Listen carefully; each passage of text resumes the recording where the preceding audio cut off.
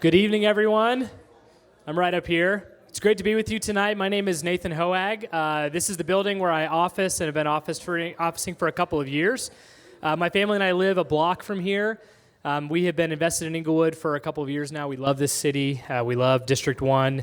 We're really excited about all the changes that are happening in our city. We're excited about where our city council is headed in a variety of different ways, and we're excited tonight to participate in what will be the second debate that we've hosted here for city council. So most of you probably live in District 1 and you're here because you're trying to become a more educated voter. Some of you don't, and that's great. We're just glad that you're here to hear a little bit about what these candidates stand for and how these candidates want to lead our city.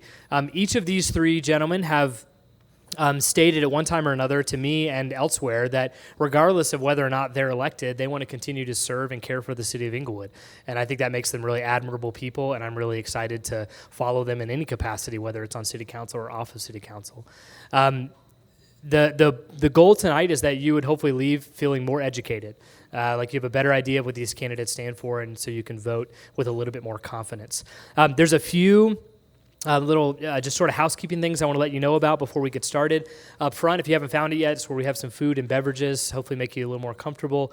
Bathrooms are right back here, in the back over here. There are two exits, one in the front and then one on the side over here, or the back, I guess, the back of the room. So if you need to get out for any reason, you're welcome to do that. One thing that I will note on this slide up here about texting in your questions, for a little while we had the number to text the question to incorrect. It was 2233. There's actually 3 threes. Hopefully that's clear. So if you submitted a question earlier and you're afraid that it didn't go through, please feel free to resubmit it so that we can have those questions here to ask towards the end of the debate. Okay? I'm going to talk through the basic sections that we're going to go through the debate, and then we're going to go ahead and get started here in just a minute. Each candidate is going to have an opportunity to give a brief stump speech. They have 2 to 5 minutes to give a stump speech about what they're running on, the platform they're running on. After that, I have a question that I prepared that they've seen in advance that I'm going to ask each of them to kind of prime the pump and get them started. And then after that, they're each going to ask each other a question. Okay, so you're going to get a chance to hear them dialogue a little bit. They'll have an opportunity to answer these questions in the form of an answer that takes 2 minutes and no longer. I'm going to give them a 10-minute warning or 10-second warning and then cut them off after that. They're aware of that. They're aware of kind of the rules that we've agreed to. They have the opportunity to ask a follow-up question or have a rebuttal for their fellow candidates up here. But they've got to look to me and get my permission to do that. So my goal here ultimately is to respect all of your time because you took some time on Wednesday night. They want to respect your time as well. So the goal is to end at a reasonable time, and that's why we have these rules so that we can end at a reasonable time tonight. And then the last section, the section that many of you are already participating in, is where you get to ask questions. So you're texting in questions now, and I will select questions at the end to ask them on your behalf. If you have a question for a particular candidate, please make sure that their name is in your text somewhere. And if not, I'll probably ask the question to all 3 candidates. All right? Okay, we're going to get started here. Thank you again for joining us. This is really a pleasure to be with you. We're going to begin here with Othoniel. He's going to give us his stump speech, and then after that, we're going to go to Scott, and then from there to Carson. So the microphone's right behind you. You've got to flick it on, and they're going to be controlling the sound in the back, so if you've got any questions, they'll help you fix that. I know, I'm sorry. So many steps. You got it. Go for it. Take it away. Can everybody hear me? Perfect. Good evening, everyone. Thank you very much for attending tonight. And thank you very much for your interest in local government. My name is Othaniel Sierra. I've been a resident of Inglewood since 2009. I have a young son, Nicholas, who's 5 years old, who next week it's a big day for him. He's actually going to be graduating, or actually he's going to be completing his kindergarten year at Charles Hay. So he's really excited about that. That's a really cool thing. We've been really happy with Charles Hay. Really looking forward to the new Charles Hay campus that's going to be opening up here in time for the new school year. So just really excited about that. And basically the same is true about our feeling towards Inglewood. We've been really excited about the progress that we've been making in Inglewood. I think that we're headed in the right direction. Obviously having a young son, we spend a lot of time outdoors. And we take advantage of the parks, everything that Inglewood has to offer. So we're really excited about a lot of the businesses that are opening up along South Broadway, new shops. And I really think that there's an opportunity to do more within Inglewood itself. I think that there's an opportunity to bring more family-friendly destinations, which would be a great thing because I'm seeing a lot more families moving into the area. And I think that that would really be a good thing for Inglewood. Another thing about me is that I've been a member of CASE, a local group here within Inglewood over the past year. So CASE is the Citizens Alliance for a Sustainable Inglewood. And what we do is, even at the individual level and also at the city government level, we're looking for ways to improve the environmental sustainability of the city. So at the individual level, we may be talking about composting, but at the city level, we talk about bigger things such as solar gardens, that type of thing. But also in the second half of the year, there's going to be an important decision that's going to be brought forth in front of council, and that's the biogas project. So we're looking to either move forward or reject that project. So for those of you not familiar with the biogas project, it's basically a byproduct of cleaning our water at the wastewater treatment plant. And so it has the potential to add a lot of revenue to the budget for the city of Inglewood, potentially $1 million annual net revenue per year starting next year. But also if you're into the environment, it has the opportunity to lower our carbon footprint as well. So I think it's a really big decision. It's something that I'm really looking forward to seeing Inglewood pass here in the next year. And in closing, I really have enjoyed my time running for council. One of the great things about it is I've been able to meet a lot of my neighbors that I haven't been able to meet over the past 8 years.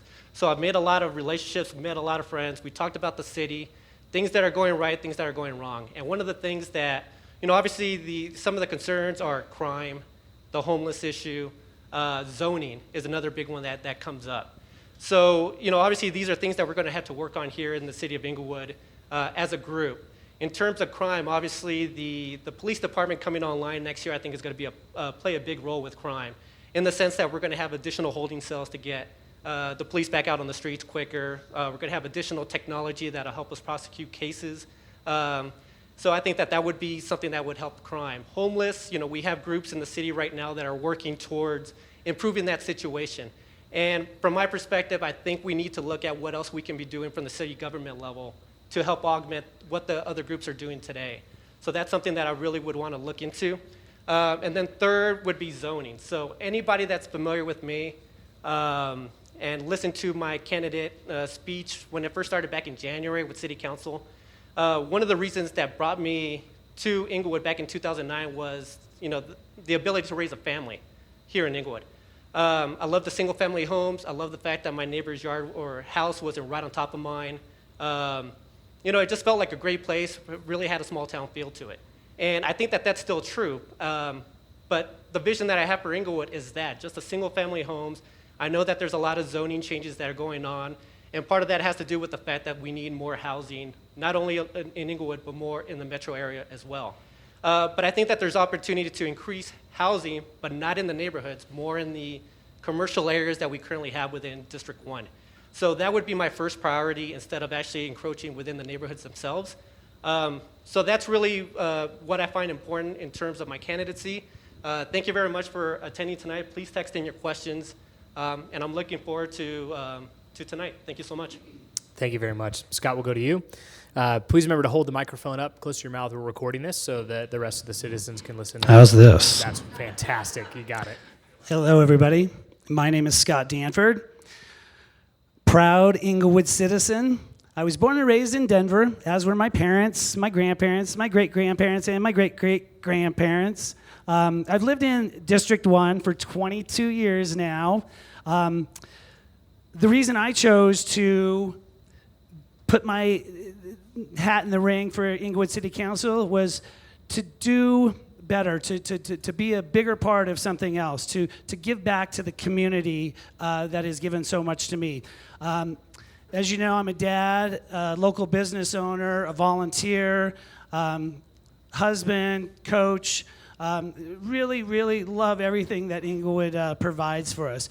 Some of the biggest concerns, obviously, are growth, budget, crime, just to name a few. Needless to say, we need to focus on the needs of the community. We need to listen. One of the things I've always heard or learned is that you learn more by listening than talking. With that being said, I want to be a spokesman for the community and those around me. One of the main things and concerns I have, obviously, like I said, is growth. We need to be aware of the bulk plane issues that are going on and the density along the main corridors. The other one is the social issues, such as homelessness. So we really have to be cognizant of the social issues going around and be able to help those in need. Otherwise, I'm just proud to be here, want to do my part, give back to the community that has given so much to me. Again, Scott Danford, thank you very much. Thank you, Scott. Carson, we'll go on to you.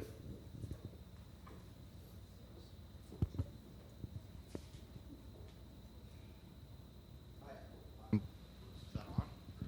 you hear me? Hey, so I'm Carson Green. I've been in Inglewood since 2000. It's kind of weird with the column there. Maybe more people can see me over here. I came to Inglewood, like I've probably shared with many of you, whether directly or through my mailer or attempts to get out there and meet people, knocking on doors, is I love the location, and it's just a great place, and I've grown to really appreciate it. I went through, like all three of us went through attempting to become appointed to this position earlier this year, and when like 13 years ago, there was an opening in city council. Someone had to resign. I believe it was due to a crime, and they were committed of running a chop shop, is my understanding. And so I saw the advertisement in the paper. I wanted to volunteer and be involved, so I applied. I went through the appointment process. I didn't get it. The guy who got it was someone who had already been contributing to the city, serving on boards and commissions. And the city council at the time encouraged me to do the same thing. So I did. I applied. I went through that process and then got appointed to the Board of Adjustment and Appeals, which, if you don't know what that is, anyone who wants to do anything outside the building code, whether commercial or residential, has to apply for a variance to the building code, and they go before the Board of Adjustment and Appeals to either get a variance approved or denied for a variance. I can't stand anywhere where everyone can see me. I'm trying. And so I served on that board for 3 full terms, which was 12 years, and I really enjoyed participating in the community. We had cases not every month, but most months, and I did my best to research them. I visited every site, and I took the job serious and participated in helping make good decisions. We had pretty specific criteria, and I took that to heart. I learned a lot from the other people on the board. During my time on that board is when a citizen had created an initiative to create term limits for boards and commissions. So we actually lost some people who'd served on that board for one guy for 26 years. But I had learned a ton from him, and he ended up nominating me to be chair, and I ended up serving each year the Board of Adjustment. The people on that board vote among ourselves for who's going to be chair, and the rest of my time on that board for the last 5 years, they voted me chair each time. I think they liked the way that I cared and put a lot of effort into being prepared and running the meetings really efficiently.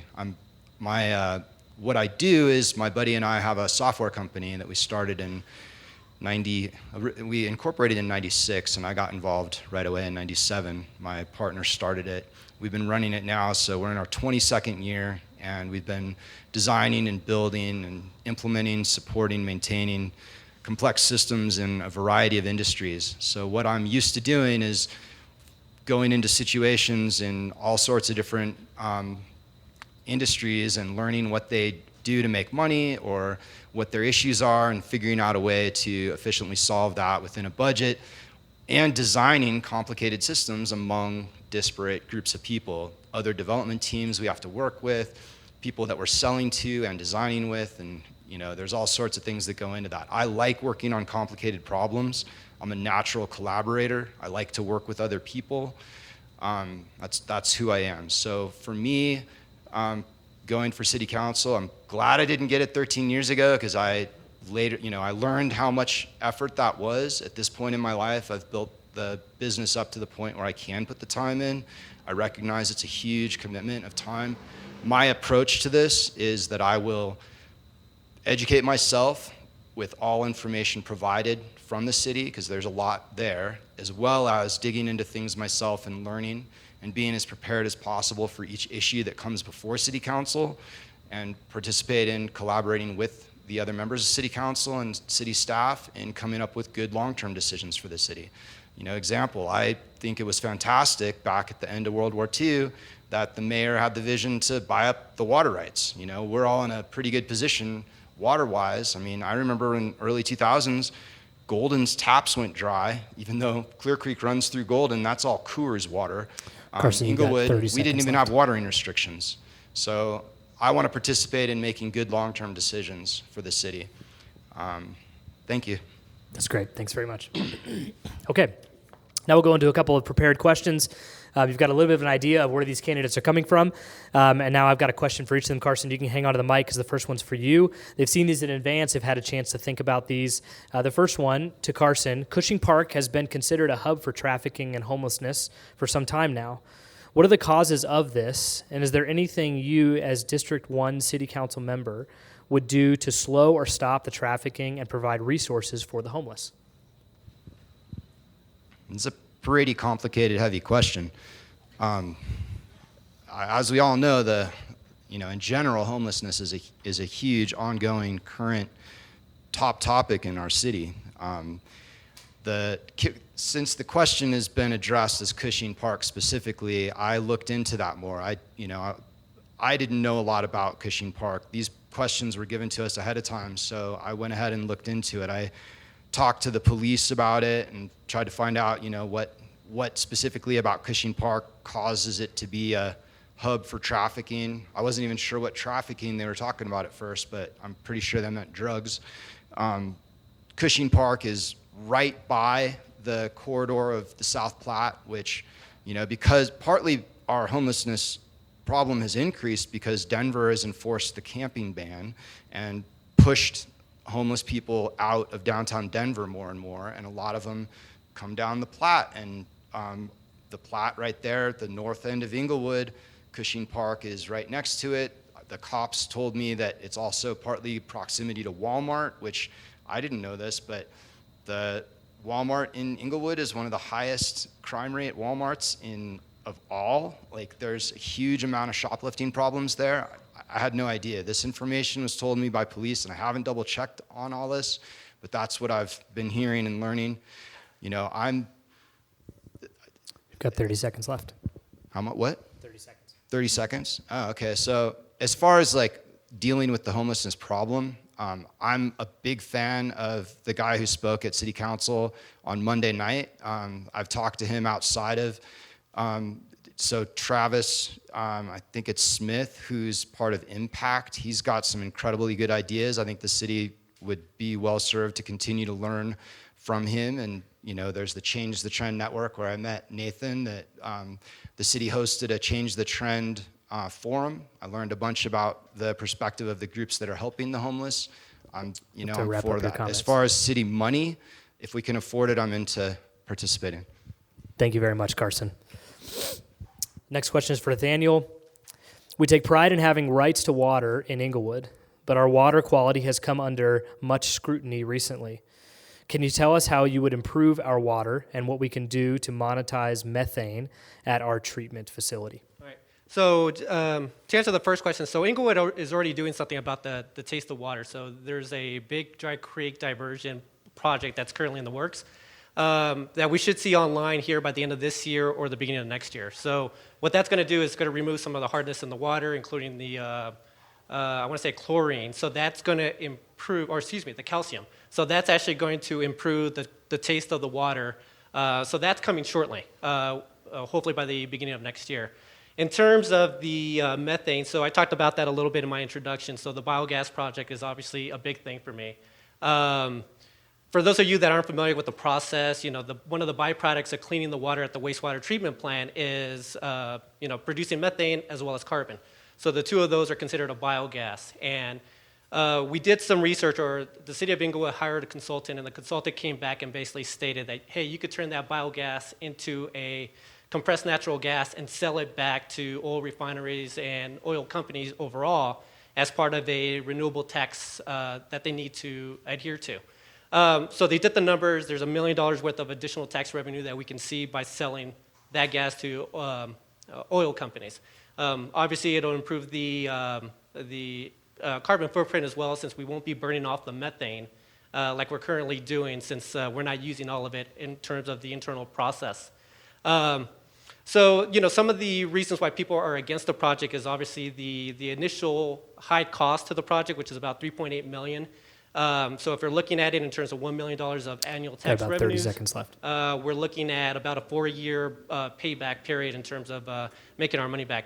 The other reason is that in 2022, the renewable tax credit expires. It needs to be, Congress actually has to state that they're going to no longer move forward with it, but if you look at the states that benefit the most from ethanol, you're looking at Iowa, Nebraska, South Dakota, Minnesota. There's 8 senators there that would have to say no to federal tax dollars that are going to their constituents. So I don't believe, we saw that in Colorado this year with Cory Gardner stepping up and actually taking on the Justice Department in terms of state rights with To wrap up your Colorado comments.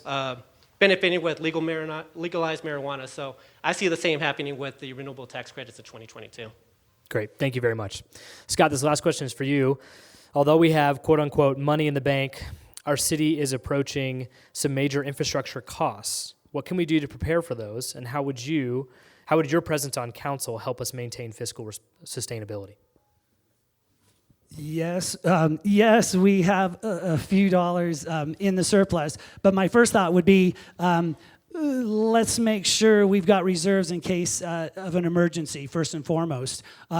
Yes, there's some capital improvements that must be done in the next few years, but obviously we need to study and prioritize those. Everything from the Civic Center to Pirates Cove that needs improvements. We need to focus on our assets and make sure those are bringing revenue, sales and tax use into the city.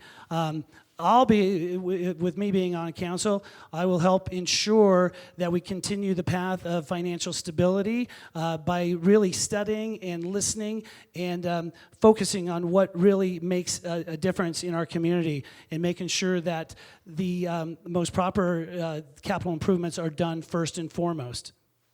Thank you very much. Before we move on to the next section, it's a little tighter in here than we expected. I didn't quite expect this crowd. So there's some seating up here, and then if you kind of look in the middle of some of these rows, there's also some seating. If you're on the end and there's a seat next to you, if you want to move in just a little bit, create some more opportunity, that would be great. We're going to move into our next section here. Again, the idea being that we respect everybody's time, and we have as much time for your questions to be answered towards the end here. So we're going to now move down the list, and the candidates, you each have a copy of the agenda in front of you, and I'd like for you to just read the question that you have to the person that you have asked it to, direct exactly as it is on the paper. So the first question is from Carson to Nathaniel. Go ahead. Nathaniel, I've heard a lot of concerns from District 1 constituents regarding various aspects of code enforcement. What have you heard in this regard? What changes, if any, would you want to make to Inglewood's code enforcement to address these issues?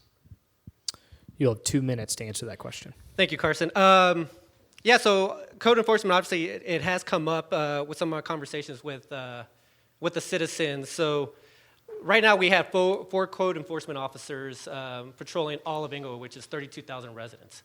We used to have 8 code enforcement officers for a smaller city. So we're actually moving in the wrong direction in terms of the population.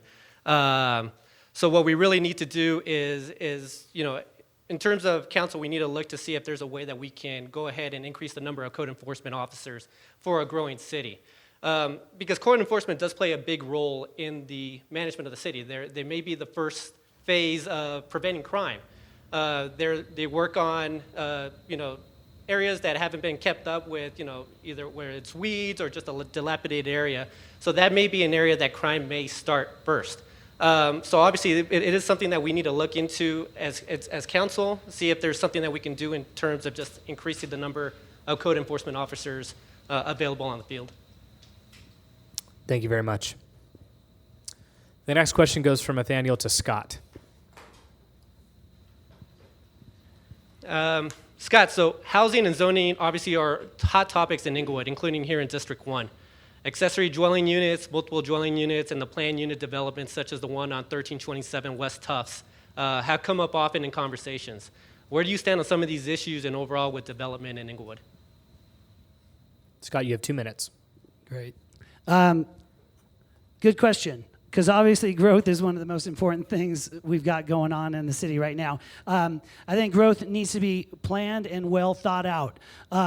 In terms of the PDD and accessory dwelling, I think we're well on top of that. I would suggest that people look at the comprehensive plan to really take a look at what we're doing. In order to even get these going, you have to have meetings, and it has to go through the community before it even gets to zoning and planning, and then it gets to city council. So what we did with, for instance, the Tufts project in particular, it went to the community that surrounds that area first and foremost before it goes anywhere else. So again, we have to continue to listen to our citizens and see what's in the best interest of them.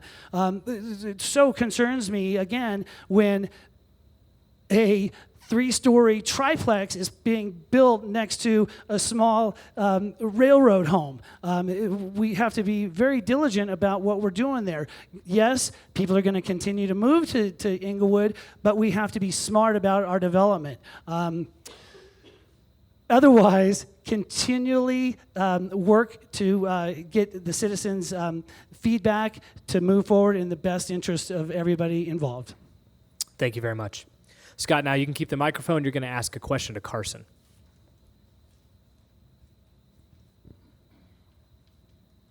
Carson, there is, let me make sure I got the right one. Okay, Carson, there's a lot of talk about toxic city employees and leaders. How do you deal with people that are negative, condescending, and derogatory? Carson, you have 2 minutes. I mean, in general, in dealing with someone who's condescending, derogatory, aggressive, I'm going to stick to the facts. There's no reason to engage with, it's not helpful to be attacking in a negative way. So, I mean, my approach would be to not get upset and focus on the facts and ask questions. And I think often when someone is upset and being aggressive towards you, if you remain calm and ask factual questions, if they're capable of calming down, then that might be the best way to do it. Thank you, Carson. You can hang out on the microphone. You're going to ask Scott a question now. These questions are also up on the screen, so if it's easier for you to look there, you're welcome to. Scott, one of the most common concerns I've heard from District 1 constituents is in regard to the rapid change of character and density of the R2 zone parts of our neighborhood. Do you share these concerns? If so, how would you address them? All right, I'm getting all the growth and development questions. But obviously growth and development is one of the biggest concerns that a lot of us have. For population growth to be productive, we certainly need to take into account what our citizens really need.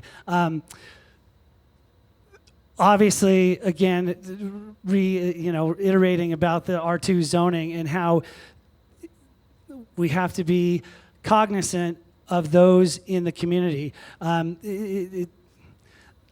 very concerned with that. Yes, along the corridors, we've got it zoned in such a way.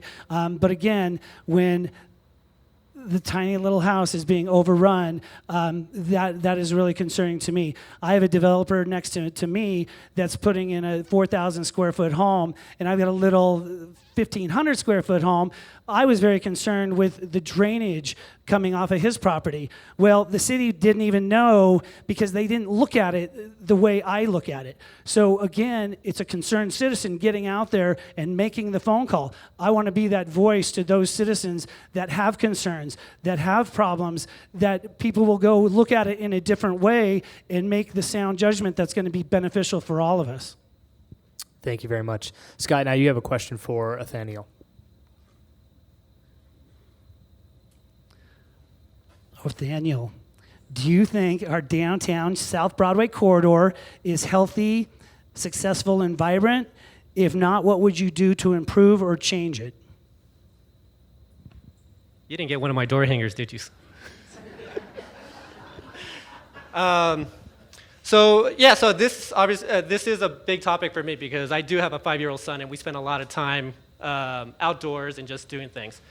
My big thing is that we spend a lot of time going to some of these food-centric marketplaces, such as the Stanley Marketplace in Aurora. So that's one of my favorites, just because it gives me the opportunity to drop off my son. He could go play in the bounce area, and then I can get a workout in. Then afterwards, we could go have lunch, then have ice cream, all within the same location. So I think that would be great for Inglewood just because it builds community. If you look at these type of places, there's a lot of families there that take advantage of that type of situation.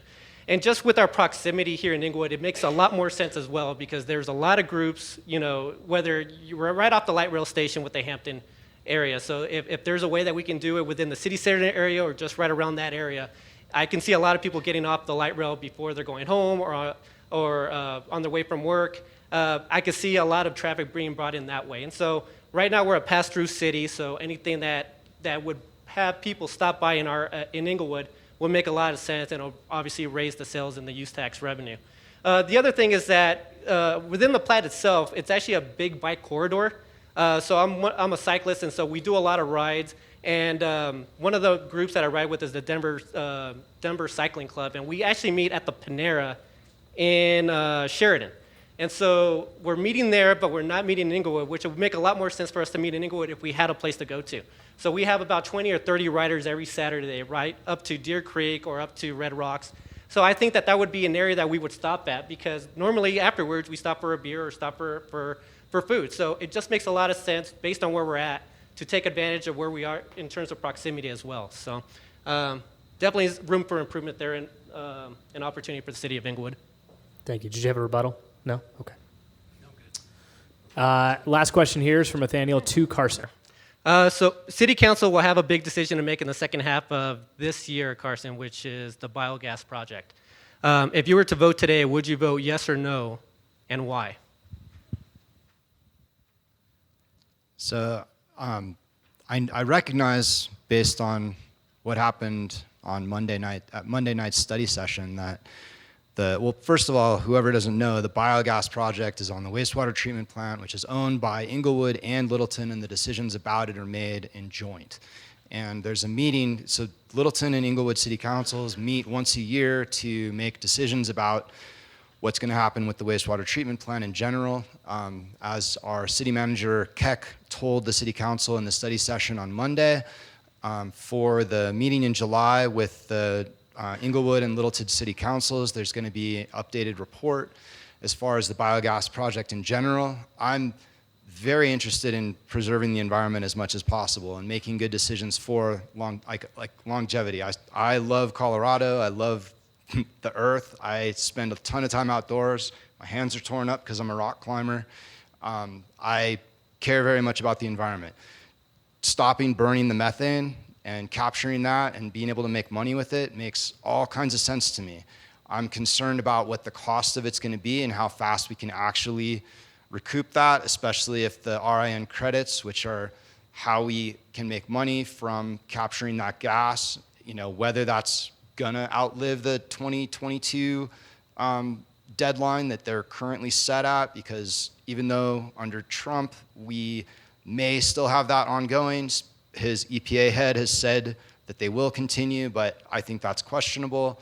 It's questionable whether Xcel will buy the gas from us. There's a lot I'm not sure about. I'm also, reading, there's a ton of information. Unfortunately, the city council meeting in January where they discussed all this, the audio is awful and I couldn't even hear it. I tried to listen to it. I read everything I could find about this.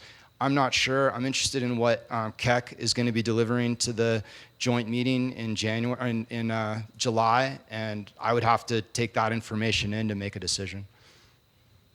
Great. Thank you very much. If there aren't any comments or rebuttals, then we're going to go right into answering your questions that you've submitted. So, if you haven't come in, or if you come in recently and you didn't see this, you can text 172264 and your question. to 22333. Okay, and then I'll receive it here, and then I'm going to start working through these and asking these questions to the candidates. We'll probably do this for about 30 minutes or so, and then you'll have plenty of time to mingle with the candidates and get to know them a little bit in a face-to-face, just kind of here in the building, okay? It's while you're eating food or grabbing something to drink. So the first question that I have, and this is for all three candidates, and I'll restate it for each candidate if you need me to. The question is this council race will create a tiebreaker on an otherwise divided council. How will your election tip the balance? Carson, you want to start since you have the microphone? Carry on. You have 2 minutes. It'll depend on the issue. There's no blanket answer for me on that because I don't see what comes before council is a whole bunch of different things all the time, and I'm going to read everything there is to know and educate myself as much as I can and look at each issue individually. I'm sure some issues, I recognize that right now our city council is on a few things divided 3-3, but if you look at the total votes, most of the votes they're unanimously agreeing on, and I think that's partly because they're organized in doing their study sessions to bring things before actual council meetings that are probably going to be decided. And obviously more things will be brought to actual council meetings once there's 7 members. But if it's clear, in a study session that it's probably going to be 3-3, I think those things are being held back right now. It's going to be per issue. I don't know, which side I'm on unless it's a particular issue. So. Okay. Thank you. Nathaniel, you want to take that one next? Yeah, I would agree as well. Yeah, it just depends on the issue. And also, obviously we're going to go back and reach out to the constituents and just get their take on how the issue affects them. So I'm just thinking of a few examples that may come up. Obviously like the floodplain issue that is occurring in, basically it's going to be District 1 and District 2 in the northeast portion of Inglewood. And just try to get an idea. I know some about the issue, and if it becomes declared a FEMA floodplain, I want to understand what that means for the citizens. I'm not necessarily going to be looking at it in terms of what the current council feels about it. I'm going to try to get that information on my own and really understand how it's going to affect my portion of the constituents. So, yeah, it's not really having a background here with the current members of council, I think benefits me because I'm not really listening to a single, voice or a group of voices. I want to just take the lead and actually find out for myself what all these things are going to mean to the constituents. So I plan on leading that way if I get voted into council. Thank you. Go ahead, Scott. First of all, I give credit to every single person that sits on council. It's a very tough job. I would say listen and learn. Don't jump to conclusions.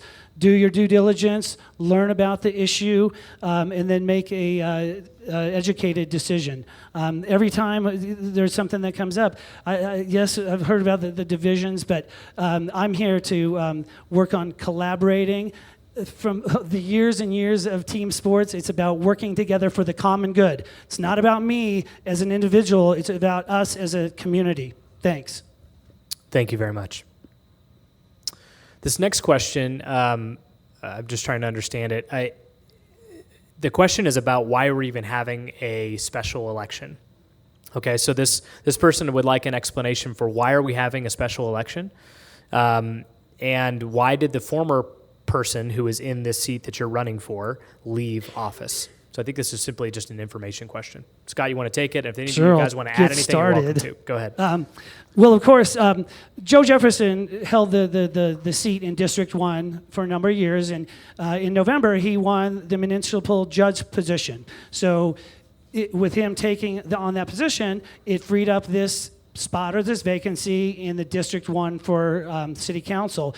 Thus, those that wanted to apply to be on City Council went ahead and pushed submit and went to council, or were interviewed by City Council to fill this position. Well, City Council couldn't come to terms with who they wanted. Maybe there was a division, what have you. Thus, since they couldn't come to terms, and it was a divided council, 3-3, choosing that particular person, they sent it to a special election. Thus, we've been doing this since December. And yes, it is costing the city thousands of dollars to do this, which is disappointing, but that's the nitty gritty of it all. Thank you. Is there any comments you'd like to add, Nathaniel or Carson? Yeah, I just wanted to point out, so yeah, the city tried to appoint someone, and in their deliberations, they got down to 4 people. That included the 3 of us, and then also Andrea Mannion, who's in the audience, and they couldn't pick. So since they couldn't pick, it went to special election. A lot of people wish it hadn't because it's very expensive. Like, it's a whole bunch of money being spent on this election that if they had been able to pick, especially since it was only a year and a half for the position until the next election, then it wouldn't have spent all that money. But we're just here going for it because it was necessary. Anything to add? No, nothing to add. Okay. You mentioned this, Nathaniel, just a minute ago, briefly. So I'm going to ask this question and ask you to start, and then if your colleagues here would like to add, they can. What is your position on Inglewood considering putting itself on the FEMA floodplain? What is your position on that?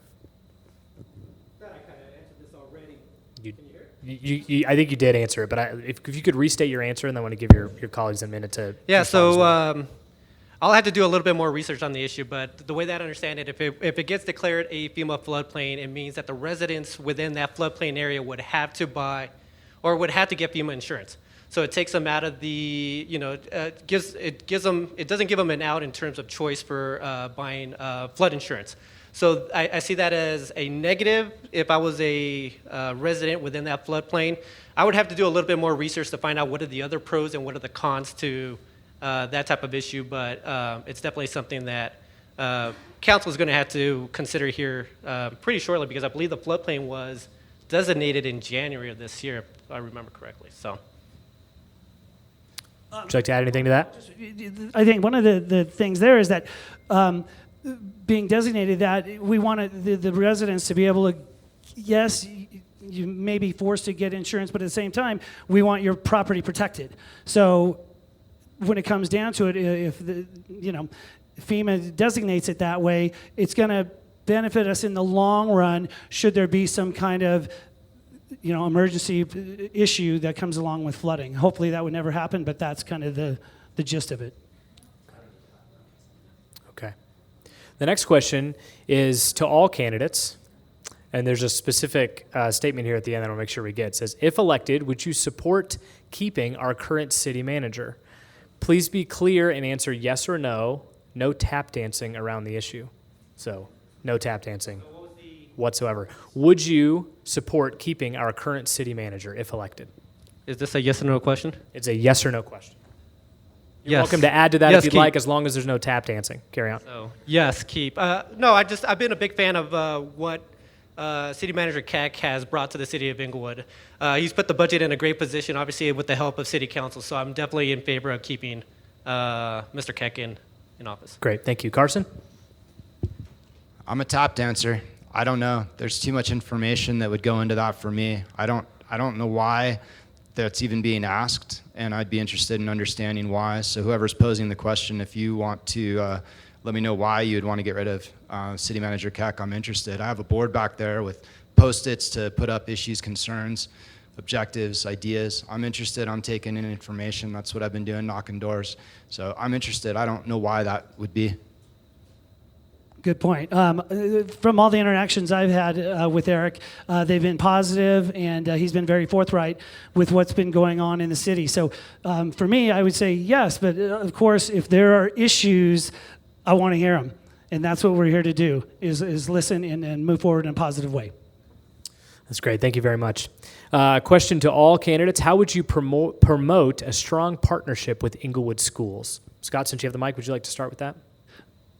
Absolutely. Well, luckily, I'm involved with Pirate Youth Sports, so I'm connected in that regards. I'm also on the board of the Chamber of the Inglewood Chamber of Commerce, so we've had some great dialogue so far. We're encouraging a couple of folks, Clarice, one of them, to join the chamber and be kind of the liaison for Inglewood Public Schools. It's a great partnership. We want to make sure that our kids are growing and developing and given all the best opportunities they possibly can to be the best citizens for Inglewood.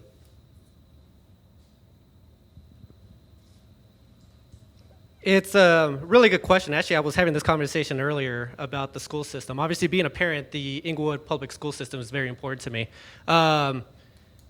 It's important to Inglewood overall. Just a strong school system overall is going to benefit the city of Inglewood. I lost my train of thought in terms of what I want to say there, but I did have another point to make about the Inglewood school system, but Would you like me to ask the question again? yeah, if Carson, do you mind if pass it and then I'll come back? Go ahead, Carson. How would you promote a strong partnership with Inglewood schools? This is one I would have to become more educated about as well. I know that the school board is responsible for a lot of the decisions, and where those lines are drawn by how the city council could, partner with. I mean, I'm for making our school system the best it can be. I'm excited about all the new schools. I hope that the teachers are also going to be benefiting from this as well. Personally, I think an old school building with well-funded teaching is potentially even better. But, as far as what the city council can do, I have a lot to learn there. I don't know. Thank you. Nathaniel? I got my thought back. So talking to families here in Inglewood, there's actually a lot of parents that are actually choosing their kids out of Inglewood Public Schools. So if we can work together and find a reason to bring these children back into the Inglewood school system, it benefits the schools overall. So it's definitely something that we need to be looking at, and just it would be for the benefit of Inglewood if we decide to do that. Great, thank you. Next question. I'm a part of a school group that is trying to get a law passed for tobacco-free parks in Inglewood. And this question gets cut off, but I'm going to kind of assume the rest of it. I'm wondering if you would be in support of us doing this, I think is maybe the end of this question. So would you be in support of tobacco-free parks in Inglewood, and why? So this is to everybody? Wow, this is a question actually I probably haven't really thought much about. I don't see much smoking in schools. Are we talking about just like the... It's a school group, but they're School group? working to get this passed for Inglewood Parks. So the Inglewood school Parks, part okay. isn't I don't think a part of the question. That's just more context. So this is Right. for Inglewood Parks specifically. I would have to do a little bit more research on the issue. I just had to understand exactly how that affects how much smoking is actually occurring in the parks today. I personally have not seen very many smokers at the parks, mostly Logan Bates Park. So at least from my perspective, I just had to see what that means and what type of enforcement would be involved for the police and that type of thing. So just a little bit more research on my end before I can say yes. Great, thank you, Scott. I would agree with Nathaniel. I live next to Bates Logan Park, haven't really seen an issue. I've enjoyed all of our parks without there being a problem with smokers in the park. But again, to me, it's bigger than just one person. It's about the kids and those that are affected. So I think we need to look into it. If that's something that is concerning the citizens of Inglewood, then by all means. Thank you, Carson. No. Thank you for answering that question. We got a few more questions to answer here, and then we're going to go to some time where we can mingle with each other and get to know these city council candidates face to face. So this next question: how will you deal with the diverse personalities and perspectives currently on council, and help them and the city move forward? Focusing on the issues, asking questions, being kind, remaining calm. It's really about discussion and focusing on what matters. If I commit to remain calm, I commit to educating myself and asking questions and working with everyone on city council. I don't have any biases against or for the people. I'm focused on the issues and helping make good long-term decisions for the city. Whether the ideas come from me or someone else, I'm not attached to that. Thank you, Nathaniel. Yeah, that's true. It's just anytime you have a large group of people in a room, whether it's 7 people or 15 people, it's going to be hard to come to a consensus. So just asking questions and just getting as much information as possible, making your point, staying level-headed throughout the entire discussion, and just knowing what the ultimate goal of that discussion is. That's all you can basically do in that type of situation. So like Carson said, just staying level-headed throughout the entire process. Thank you, Scott. Good point. Again, like they said, staying level-headed, listening, learning, and again, getting over the fact that it's just about one person. What's really going to benefit all of us? We got to get to the gist of the concerns. I'd say, again, collaborating, be a team player, and doing the right thing because it's the right thing to do. Great. Thank you very much. This question is for all candidates. I think the rest of the questions are actually. We are economically very far behind other comparable cities or of size and scope close to Denver. Specifically, how would you increase small business in the city of Inglewood? I think Nathaniel mentioned this when we were talking about the South Broadway corridor. We want Inglewood to, or at least I do, I want Inglewood to be not a pass-through place, but a destination city, one that people come to enjoy a whole outing with their families. That's what's going to help increase sales and tax revenue. It's going to help small businesses want to come to Inglewood to set up shops. We've had great influx of really good businesses moving into the area, and we need to continue to do that. But in doing that, we want to promote that. We need to have the right people out in front of those small businesses that want to encourage them to come. We don't want people that go in front of them and scare them off because of the way their mentality is. So always thinking about the better good for the entire community. Talk to businesses. Again, we can talk about one, we need to do something with obviously Kmart that's going on. How do we encourage a business to come in and take that over? Maybe a call center could go in. There's different, numerous ideas. But again, we want to encourage businesses to come in and do work and do business with Inglewood to make us a better place. Thank you. Nathaniel? This question is about encouraging small business in the city of Inglewood specifically. Right, so it's obviously, just doing more to, in terms of just getting more business, obviously they're going to go where the people are and where the people want to shop. So there is a lot of, there's not much going on outside of what's been occurring within just that small South Broadway area. I think we can do a little bit more in terms of just bringing more additional housing within that commercial area that may, people shop close to home. So if we're able to have more housing within that commercial area within city center, that would definitely be a benefit for any small business that's looking to move into the area. And just Inglewood overall, it's just been a small business type of area to begin with. We don't have that many big box stores, never have. I don't think we're looking to move to that type of structure. But yeah, it's definitely we could do something. I've talked about the food-centric type of marketplace that brings a lot of people here, a lot of young families. So yeah, just doing something with a lot of the sidewalks that we have within city center, I think would be a benefit. Thanks very much. Carson? Any comments about small business, increasing small business in the city of Inglewood? I'm excited about the way that it's been going. I think there's fantastic momentum all along, especially in District 1. South Broadway's been filling in rapidly in the last few years. I mean, since I've been in Inglewood since 2000, I mean, it used to be pretty decrepit down there, and it's gotten nicer and nicer, and there's so many places to walk to now. And as far as I'm aware, I don't see why we even need to consider major tax breaks. With the way things are going now, things seem to be filling in really fast. I mean, if there were reasons to consider tax breaks to incentivize businesses, I'm open to, learning about it, but I wouldn't want to short ourselves on income if we didn't really have to with the way the momentum's going. Great, thank you. This is our last question for tonight, and then we'll go into some meet and greet time with the candidates.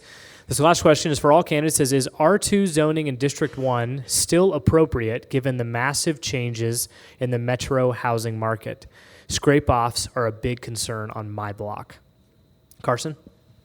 This is probably the number one issue that I've heard about, going door to door, talking to people contacting me. I've put my contact info out there everywhere, and a lot of people have been contacting me, and this is what I hear about the most. And it's right in front of me because I'm on Grant and Amherst, so I'm in R1, but across the alley is R2, and I work from home looking out the window. Almost the entire block below me has been scraped, and the large duplexes are put in. I recognize the importance of honoring property rights. We don't want to take away the ability of people to do what they want with their property, but I think there's a lot of things that we can do to ensure that it doesn't change so quickly. I think there's there's opportunity for looking at some tweaks to building code and zoning, things like the fact that 60% of the lot can be developed, but it doesn't include the driveways, patios, and walkways. And I think we should consider either capping it really at 60 or requiring that the exceptions to that are the new types of pervious concrete that allow water to run straight through it into French drains so it can be managed, because I'm worried about runoff issues when the lots are completely covered. I don't think we should try to regulate aesthetics, even though I'm not a big fan of the complete boxiness. And then I think the other thing we really need to do is make sure that the city is taking care of all the responsibilities it does have, ensuring that inspections are done properly. I've heard so many anecdotes going around of inspections I'm seeing examples. Some people can walk me up to things and show me this is not code on a new building and it passed inspection. That's not right. We shouldn't, the city needs to enforce the rules for construction that are in place. And I think making sure that all the rules for construction that are in place, once that's all enforced, it could potentially slow things down a bit. Thank you. Nathaniel? Yeah, with the R2 designation, obviously, I talked about it earlier that I'm more of a fan of the single-family homes. I understand the need to have different styles of homes within an area, but I've never been a fan of what's been going on within the R2. And part of the reason why I say that is that I'm not sure exactly who that benefits. I understand that we have families that are living in that house, and people do want a different structure. But to me, why exactly did we make those type of changes when we had areas available to build out that wouldn't have encroached within the neighborhoods? Were we really doing it for the good of the neighborhood, or were we doing it for the benefit of developers? So that would be a question that I ask in terms of the R2 zoning. But otherwise, I just, like I said, I think that there's more benefit to growing within some of the commercial areas that we have within Inglewood. Thank you. Scott? I would agree with these gentlemen. The R2 zoning, it's in place for a reason, but we certainly need to look into it because if it is becoming a bigger concern for our citizens, then maybe changes do need to be made. Like I mentioned earlier, I'm very concerned with the neighbor that's building a huge single-story home next to me, or three-story home, and the fact that the city didn't recognize that there was a drainage issue because they didn't see it from my perspective. So again, we have to listen to our citizens, figure out what's in the best interest of everybody, and move forward accordingly. Great. Thank you very much. That's going to conclude our question and answer section of the debate. I want to give you a chance to meet and greet these candidates, but before we do that, I want to point out a couple people in the room that I think might be helpful resources. So Tina, would you raise your hand? So Tina's on our school board here. Are there any other school board members here? Okay, so if you have any questions about school board specific things, Tina would love to talk with you, I'm sure. If you are maybe not, I don't know. If you have any questions for current city council members, if you're a current city council member, would you please raise your hand? There's 3, they're all on this side over here, right? So if you'd like to ask any questions of current city council members, they're here. They can be on the same side. Look at that. That's good, Lorette. That's good. These gentlemen would love to speak with you tonight, face-to-face. There was a lot of agreement tonight. I don't know if you noticed that, which means we all have some homework to do to maybe figure out exactly who we would vote for. That's going to be a bit of a challenge because there was not a single rebuttal tonight. That was impressive. Lots of agreement. So that's right. That's right. We're really glad that you came. Thank you. We love this community, and it's because of things like this that we love this community. The people of Inglewood want to know what's going on. They want to be involved, and you proved that tonight. So thank you so much for being here. You're welcome to stay as long as you'd like. Our home is your home, so feel free to grab some more food and drinks if there's any left. Again, bathrooms right over here, exit there, and exit there. We do have a map over here on the wall that we use from time to time to kind of designate favorite restaurants where we live, things like that. If you'd like to participate, you're welcome to. It's kind of a fun way to put a stake in the ground. Again, thank you so much for being here tonight. Would you please give all 3 candidates a round of applause? They did a great job.